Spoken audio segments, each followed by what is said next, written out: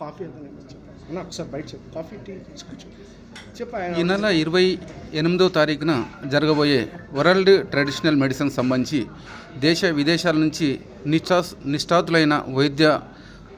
వాళ్ళు మన దేశానికి మన యొక్క హైదరాబాదు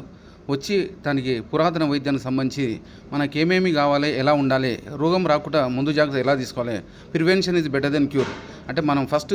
రోగం రాకుండా మనం ఎలాంటి జాగ్రత్తలు తీసుకోవాలి అనే దాని మీద ఈ health and holistic and acupuncture and yoga and therapy, physiotherapy ఇవన్నీ అంటే మన వైద్య రంగంలో ఇది ఒక వన్ ఆఫ్ ది పార్ట్ కాబట్టి ఈ పార్ట్లో వాళ్ళు యోగులు, గురువులు వీళ్ళందరూ పాటించిన వైద్య విధానాన్ని